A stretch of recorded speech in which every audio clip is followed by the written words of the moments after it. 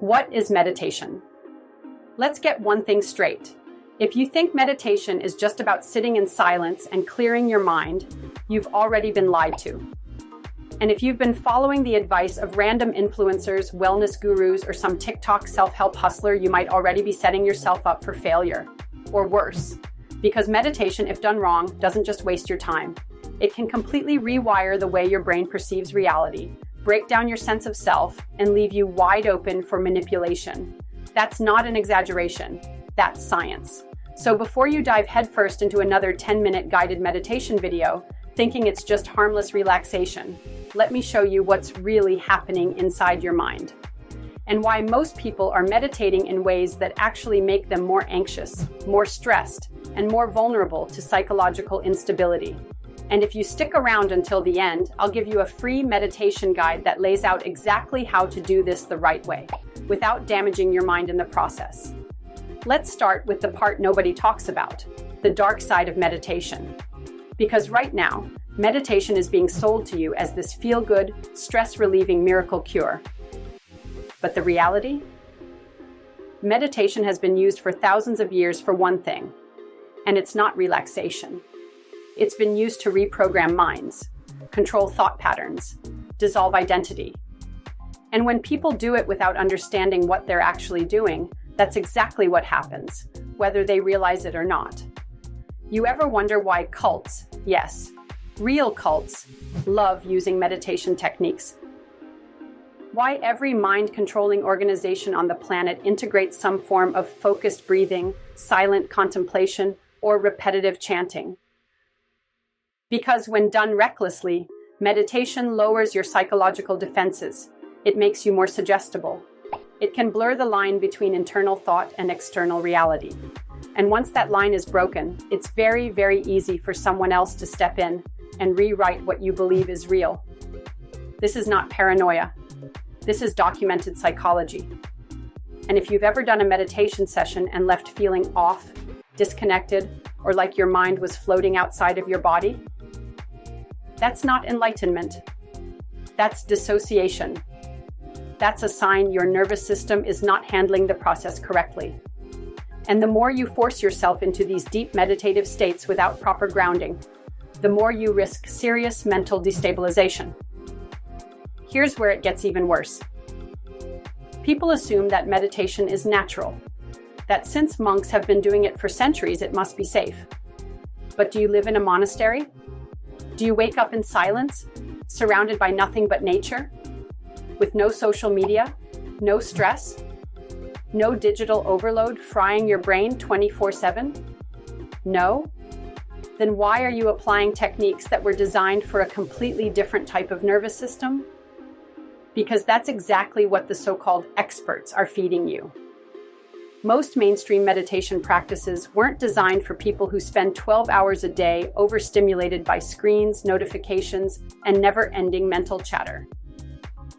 They were created for monks, people who had already eliminated distractions, stress, and external chaos.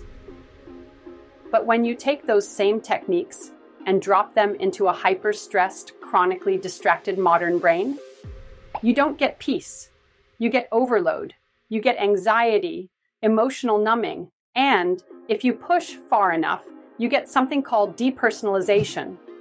Depersonalization is a psychological state where you feel detached from yourself, like you're watching your life happen from the outside. And guess what? It's a well-documented side effect of improper meditation. And yet, these TikTok influencers, these guru wankabes, these snake oil sages, they won't tell you that. Because they don't know, they're regurgitating sound bites, selling relaxation instead of reality, and leading people down a path they don't even understand. So let's fix that. Let's actually talk about what meditation is and what it isn't. Meditation isn't about silencing your thoughts. It's not about escaping reality. And it's definitely not about turning your brain into some blissful void. Meditation is about one thing: training your nervous system to handle stillness without triggering a threat response. That's it. That's the foundation. Your brain isn't built for silence. It's built for survival. And right now, If you sit down and try to meditate and all you get is restlessness, racing thoughts, or an overwhelming urge to get up, that's because your nervous system is stuck in a state of hypervigilance. It doesn't trust stillness. And if you try to force it, if you just push through the discomfort, you're not meditating, you're fighting your own biology. This is where real meditation begins, not with clearing the mind, but with retraining your nervous system to feel safe in stillness. And the first step? Understanding how your autonomic nervous system works. Your nervous system has two main states: sympathetic, fight or flight, and parasympathetic, rest and digest. Most people today live in a constant state of sympathetic overdrive, overthinking, overstimulated, constantly processing new information. And here's the kicker. When you suddenly try to sit down and force yourself to be still, your brain doesn't interpret that as peace. It interprets it as a potential threat. That's why beginners often feel more anxious when they try to meditate. That's why random deep breathing doesn't always help. If your nervous system is in a state of high alert, forcing deep breaths can actually amplify the stress response because your brain thinks something is wrong. This is where the vagus nerve comes into play. This nerve acts as the main switch for your parasympathetic system. It's what tells your body that it's safe to relax. And the fastest way to activate it? Controlled exhalation. This is step one. Before you even try to meditate, before you start observing your thoughts or focusing on your breath, you need to gently extend your exhales. Not forced, not dramatic, just slightly longer than your inhales. This is the biological trigger that signals safety to your nervous system. Once your breath is regulated, then, and only then, can you begin actual meditation. But instead of trying to empty your mind, the real goal is to practice non-reactivity. Every thought that comes up, every distraction, every urge to move, it's not failure, it's training. It's your brain learning that stillness is safe.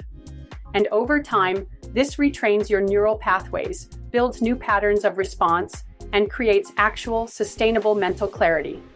That's what meditation is. A process of retraining, not escaping. And once you get this, once you stop fighting your own biology and start working with it, meditation stops being a struggle. It becomes effortless, automatic, but only if you do it the right way. And if you're serious about doing it properly, I've put together a free meditation guide that walks you through everything step by step. You can grab it right now using the link in the description.